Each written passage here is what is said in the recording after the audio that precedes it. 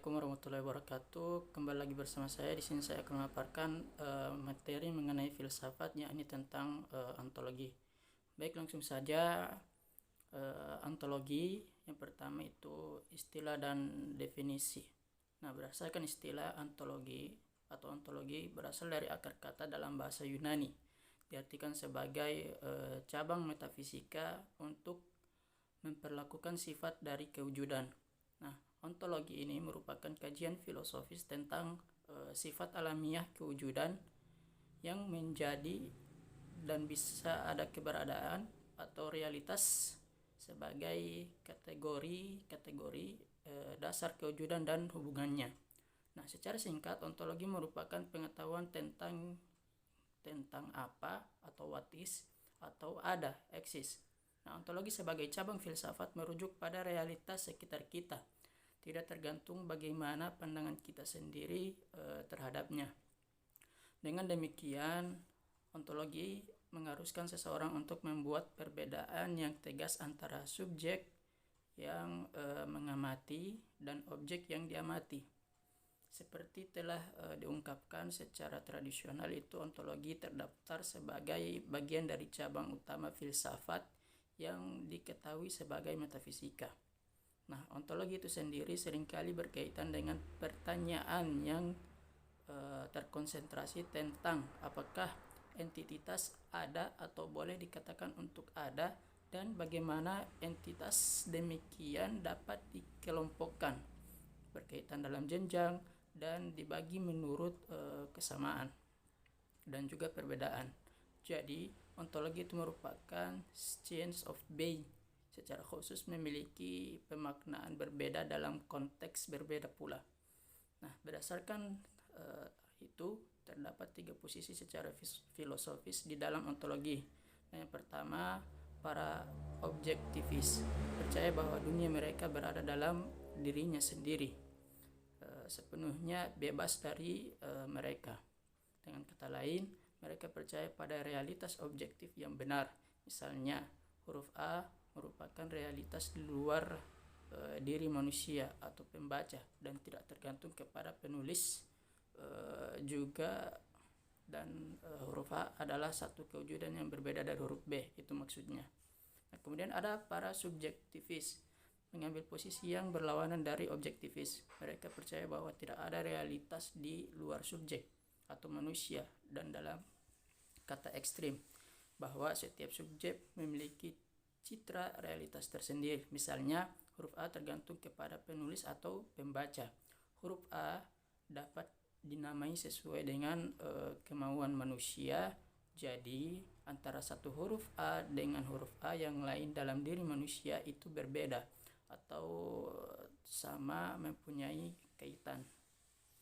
Oke, ketiga itu para konstruktivis yang hadir pada posisi kira-kira di antara keduanya. Mereka setuju dengan subjektivis bahwa tidak ada realitas objektif mutlak sebagaimana para objektivis percaya. Tetapi mereka pula percaya bahwa ada semacam realitas setengah objektif yang mereka sebut realitas antar subjektif. Hal ini dibangun dan terus disesuaikan melalui negosiasi dan mencapai konsensus sosial antara pokok-pokok bahasan. Huruf A itu berada pada kekhususan dan keumuman, jadi dikenali di antara realitas yang terpikirkan dan tertuliskan oleh penulis atau pembaca, dengan pertimbangan bahwa ontologi menjadi bagian tertentu dari realitas. Ontologi adalah sebagian dasar untuk komunikasi masuk akalnya tentang bagian realitas itu. Nah, sejalan dengan arti kata ontologi, yaitu sehimpunan konsep dan kategori dalam area subjek atau domain yang memperlihatkan sifat-sifatnya dan hubungan di antara mereka. Nah, ontologi adalah juga spesifikasi eksplisit tentang konspektualisasi. Ontologi adalah kajian mendasar secara logis tentang kewujudan, kemudian menjadi dan keberadaan akan sesuatu. Kajian mendasar secara logis mewakili science of being yang menjelaskan bahwa ontologi bukan teknologi tetapi merupakan sains. Nah, kewujudan atau bait menyatakan bahwa setiap sesuatu wujud dengan sifat alamiahnya atau natural, atau memiliki sifat-sifat dasar atau sifat-sifat yang tidak datang dari kewujudan yang lain, yang secara khusus membedakan sesuatu dengan sesuatu yang lain pula.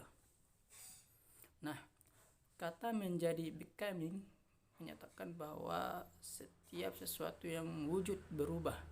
Walaupun sesuatu dapat berubah menjadi sesuatu yang lain, tetapi sesuatu itu tetap ada karena sifat dasarnya yang tidak berubah.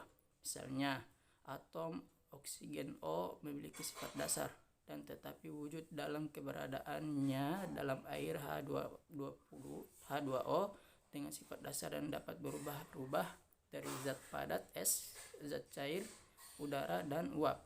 Dan H2O dalam bentuk kristal es juga berubah-ubah bentuk sesuai dengan keadaan yang dipengaruhi oleh pembentukan. Nah, kemudian terkait tentang rekayasa dan pengembangan ontologi. Nah, rekayasa ontologi itu menggunakan konstruksi kelas, individu, dan properti untuk mencipta model pengetahuan formal. Namun rekayasa ontologi tentang sesuatu harus mempertimbangkan kewujudan, menjadi, dan keberadaan. Misalnya matematika memiliki sifat dasar yang diungkapkan dalam kata sebagai kewujudan matematika itu sendiri, yaitu dasar dan abstrak. Nah, yang menjadi adalah perubahan. Matematika berubah menjadi fisika dengan mempertahankan sifat dasar dan abstraknya tersebut. Tetapi dalam fisika sifat dasar itu telah diterapkan dan abstrak diaplikasikan menjadi abstraksi. Kata menjadi mengungkapkan perubahan fisika sebagai bidang ilmu dari matematika kepada model. Nah, pemodelan alam melahirkan banyak bidang ilmu di mana satu dengan yang lain saling mengisi. Fisika adalah lapisan pertama, sedangkan ilmu sosial terletak pada lapisan terakhir. Kimia, biologi, kedokteran, psikologi, rekayasa, dan lainnya itu berada di antaranya.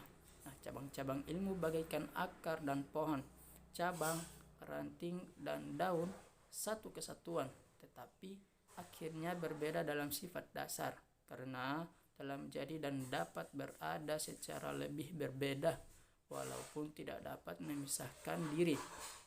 Oleh karena itu, secara ontologi ada bidang ilmu yang linier dengan yang lain.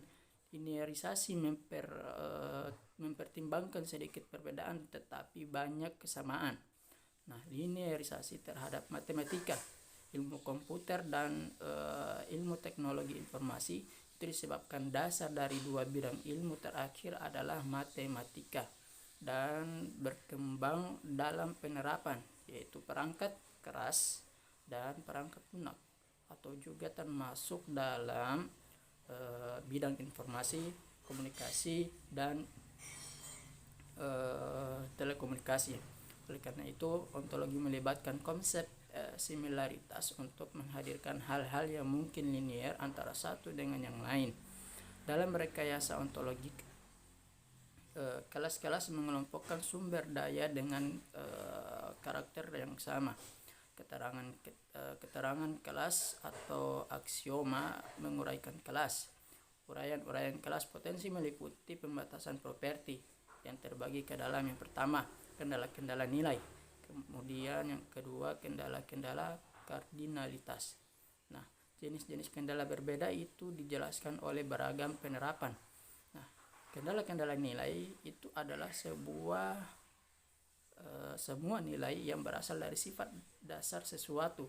Beberapa nilai dari menjadi dan nilai yang dimiliki oleh sebab keberadaan sesuatu. Sedangkan kendala nilai kardinalitas melibatkan batasan-batasan baik dalam bentuk minimum maupun maksimum. Walaupun pengembangan ontologi masih berhadapan dengan sejumlah tantangan sebagaimana akuisisi pengetahuan dan kurangnya metodologi pengembangan. Nah, tantangan utama berasal dari sifat pengkelasan yang secara langsung berhadapan dengan ruang kerja, yaitu sampel. Nah, pengkelasan berkaitan dengan sampel sebagai sumber daya. Oleh karena itu, agar sampel dapat mewakili populasi, dari sifat dasar dari populasi harus diturunkan kepada sampel.